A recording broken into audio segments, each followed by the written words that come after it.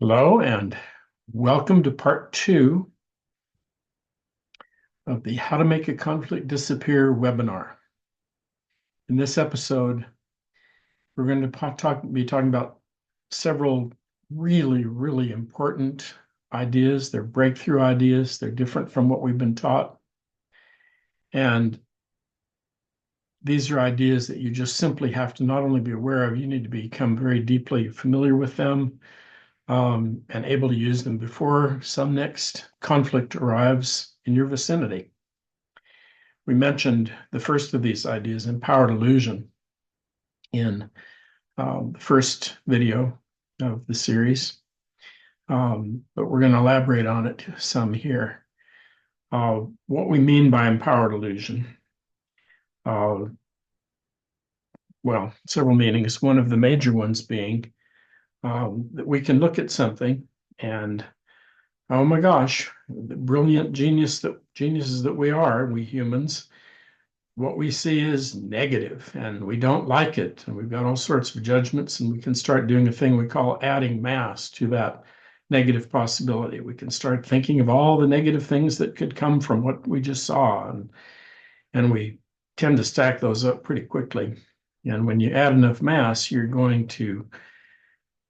can make something very solid. It's something that maybe is a negative and maybe it isn't. If you don't know how it's going to work out, the situation that you're confronting, then minus is a speculation, negative is speculation. I'll give you an example of that. I was teaching all the teachers and therapists at a high school level, about 250 of them here in the greater Phoenix area, about a 5-city and sub-city group of high school teachers and therapists. And we were at one of the local high schools, and we took a break from our How to Make Conflict Disappear seminar. And we went to the school cafeteria. And as we sat there, a fellow walked in from all the way across the cafeteria from the far door. And he walked in and leaned up against a wall by that door, put a foot against the wall, was leaning back and just kind of scoping the place out. And he was over 6'8". He looked about 15 on his face, the most muscular human I have ever seen. And as he stood there, the other kids in the school that was in his vicinity were making about a 20-foot circle around him. They didn't want to go anywhere near him. They're obviously afraid of him. And he really got my attention for whatever reason. There were a lot of people around, and my attention went to him. And I said to one of the teachers at that school, "Who is this? He's got my attention." And she said to me, "This kid has tremendous potential, but he's also a very bad bully." Given that, I got up and walked over to him. Now, pretty much of a conflict, right? That's a minus. You can think of all the things that must have happened and are likely to in the past and all that stuff, and you can get that very solid in your mind, like it defines what's next. But I walked up to him. I'm really short. He's really tall. I looked way up at him and said, "Can I ask you a few questions? Maybe tough. They're kind of personal." And he said, "Sure." I knew he was going to say that because he was too tough to say no. And so he said, "Sure." And I said to him, "If your life works out the way you hope it's going to work out, a little young to know at your age, but do you know who you're hoping to become?" And he looked at me and stood up and with tremendous dignity said, "I'm going to be a Marine like my father and grandfather." And he proceeded to tell me about his grandfather being one of the first on Omaha Beach in the Second World War. And oh my gosh, he honored this grandfather so much, and he wanted to become like him. And he talked quite a bit about what he was hoping for in his life. And I said, "Second question, have you ever bullied anyone?" And the look of guilt was so fast he couldn't hide it. And so I cut that short and said, "Third question, that squeaky looking little boy sitting about 4 tables away, he's all hunched over lunch. He's eating by himself, no friends eating with him. He looks very depressed. Um, have you ever bullied him?" And, has no friends eating with him and looks very lonely, among other things, and sad.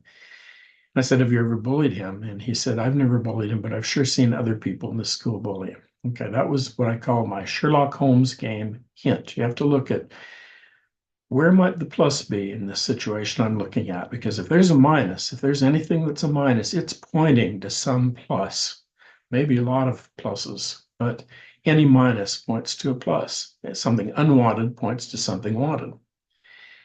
And I said to him, it's, next thing I want to ask you, I mean, if, this youngster, I worry about the kid sitting like that, and he looks so depressed.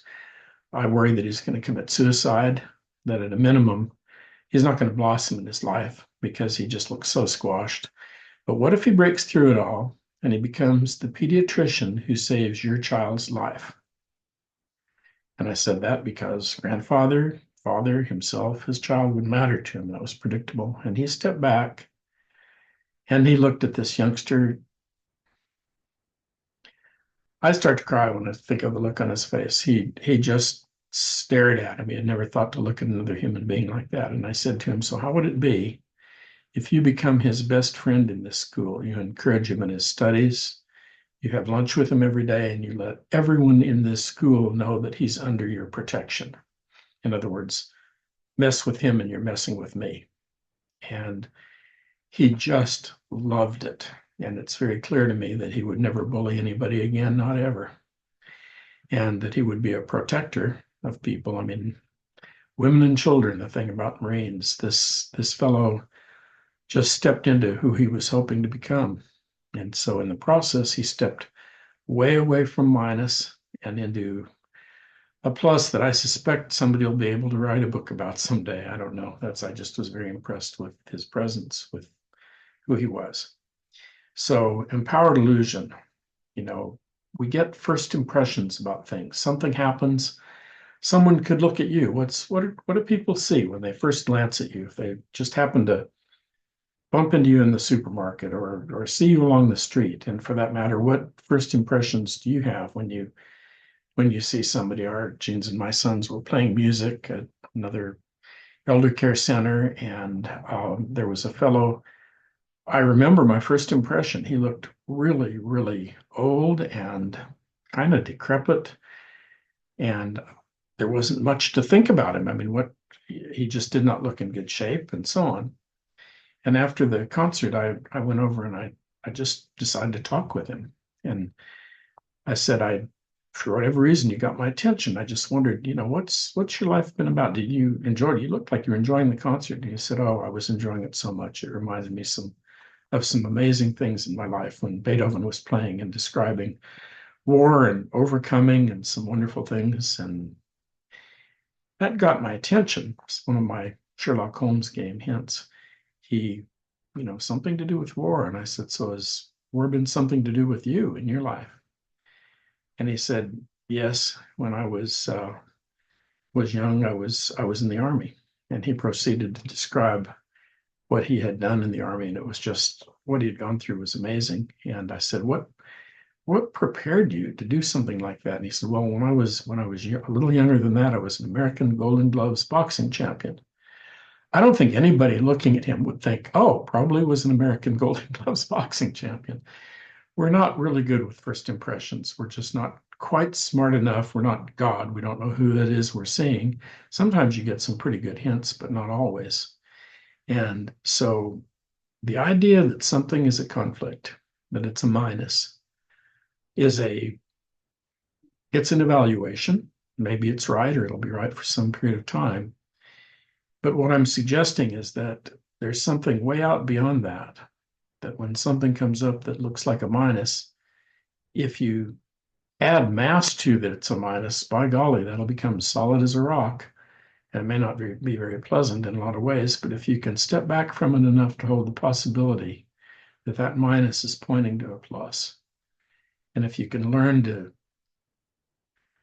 really try and ask what plus that might be pointing to into the future, or maybe the short-term future, the longer-term future. And there's so many, I mean, anything we evaluate when we have a first evaluation, or maybe 10 months or 10 years into it, and we think it's a conflict, we can sure find the minus pointing to a lot of other minuses, but we haven't been trained to look and see, might it also point to a plus, or maybe a lot of them? And then we can begin adding mass to that plus.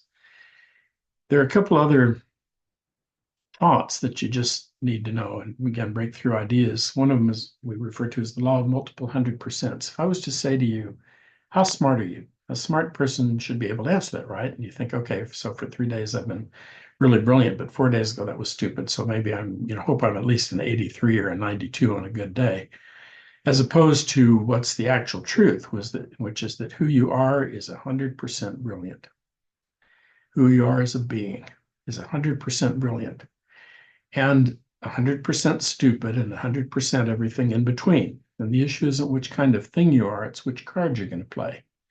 Once you know that you're not dealing with people as things, but with basically infinite potentials, you can begin interacting with the positive potentials in them, even if they have really a serious history. A fellow that I was asked by the court to represent when I was a young lawyer, his name was Willie, and he had done some pretty awful things.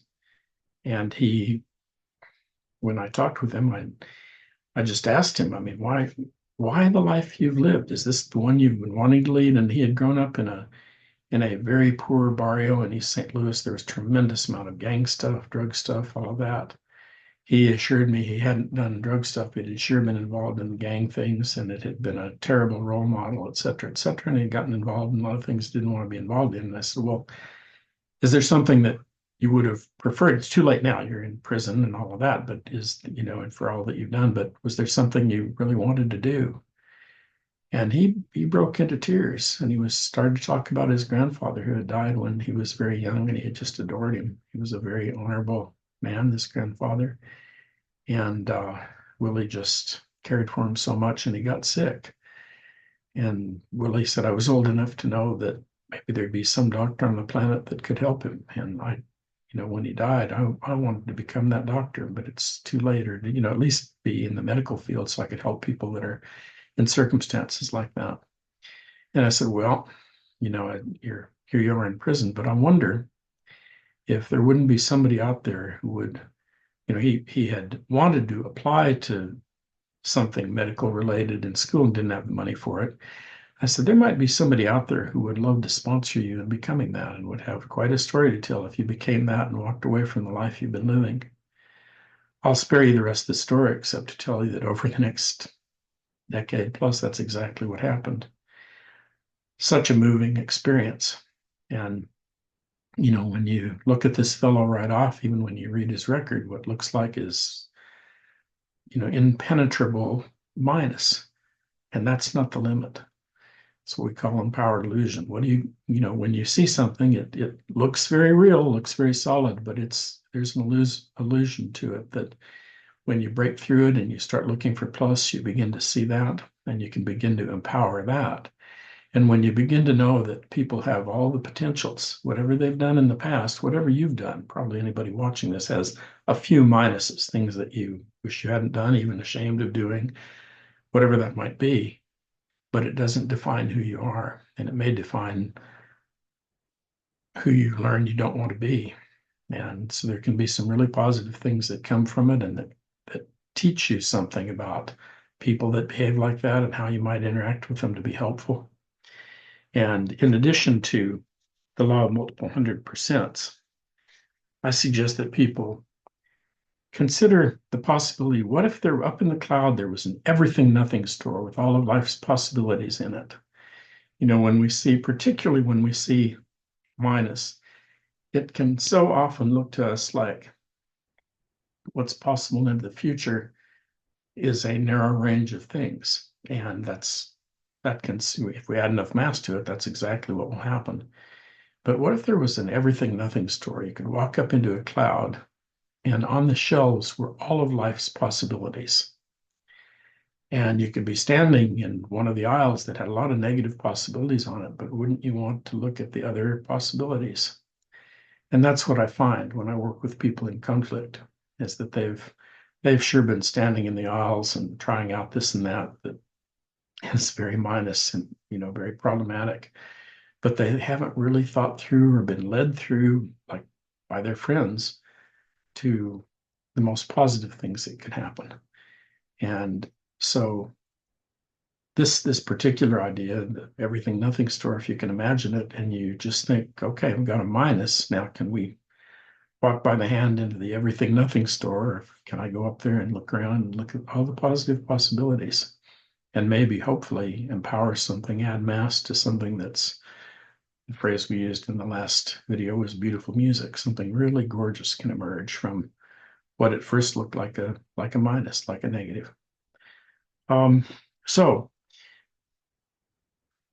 those are some of the key ideas that we've developed. As I said, that you just have to know before a conflict comes up. You have to know that that thing you're calling a conflict may not turn out to be a conflict. It may turn out to be an enormously positive thing and can at least be used toward moving in a positive direction. And if you learn that you can do that and you practice doing it over and over and over again, it's been shocking to me because I didn't grow up knowing that you could create a plus from a minus situation. There were some difficulties in my childhood. I'll spare you the stories of it, but they were challenging. And it didn't even occur to me that you could move from minus to plus given those things. But those challenges that I dealt with, some of the pain involved, oh my God, it taught me so much, including motivated me to think, isn't there a better way? Mightn't there be? And these ideas have derived from that in large measure. So new ideas. And one of the new ideas that I want to add to this is what we call one circle or two. When there's a conflict, often the situation is, well, you're circle A and I'm circle B, and you're saying red and I'm saying blue, and I'm not going to lose, et cetera, et cetera.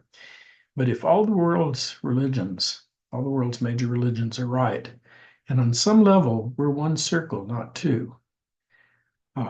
You may hate the color red. Situation involving, they were called the worst couple in the history of Arizona, and they were finally getting ready to have a divorce. They would scream at each other at parties. They had grown to just hate each other. And they were sent to me to do a mediation before trial. And they were sitting on a couch in our family's home across from me, and we were talking. And the thing I noticed was that they just seemed connected to each other. They seemed to care. And that there was something in the space that was very, very negative between them.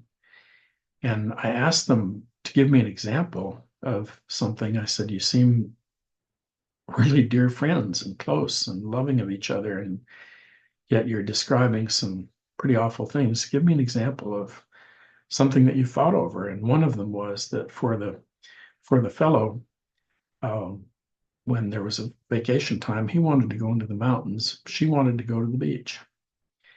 And so you couldn't do both. They didn't have enough time, and so on and so on. So they had fought over that for years, and they had grown to just hate fighting over each other and hating each other in the process. And I said, out of curiosity to the fellow, if you go to the mountains, what is it that you care that much about the mountains? And he said, well, you kind of get above life on a plane, and you can see so many possibilities and views that you couldn't see before. So it just helps me find creative ways to look at things. His wife looked at him and broke out crying. She said, I had no idea that's what the mountains meant to you. It was just a place. She hadn't thought of what the essence for him of mountain was. And I said to her about the beach, and she just loved the freedom of going out in a boat and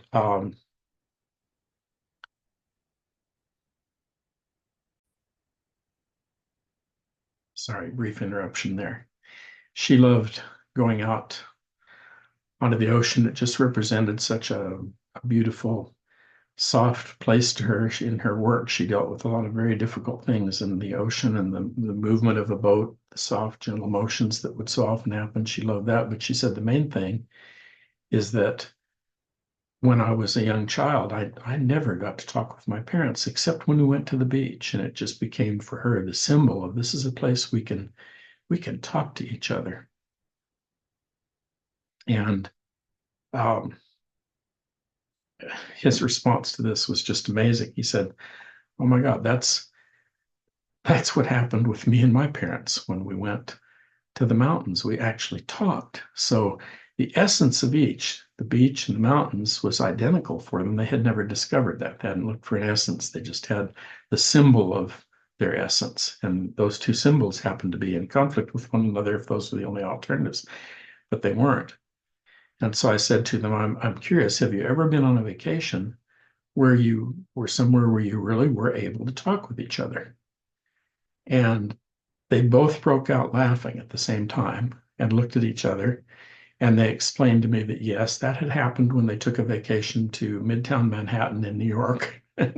So it hadn't been the beach, it hadn't been the shore, it had been Midtown Manhattan. And I said, well, why don't you take your next trip together before you finish your divorce? Take your next trip to New York City, and you can go up to the top of the Empire State Building and look out. It's a lot like a mountain, and take a look at what you see from there and talk about it. And then you can take the boat out to the Statue of Liberty and you can talk about that experience. But be sure to talk about all of these things. And they agreed they would do that, and they did. And they were still together over 20 years later after they discovered that if they found out the essence of what the other one wanted, they both wanted it. And so circle A is saying red, but the essence of red is something very beautiful if you inquire into it, and is always wanted by the second person. And the flip is true also.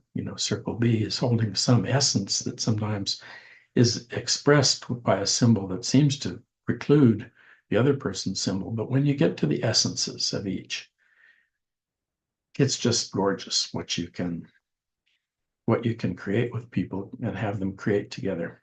And so that's another of the really critical ideas. Before a conflict comes up, you want to be very aware of not adding mass to minus.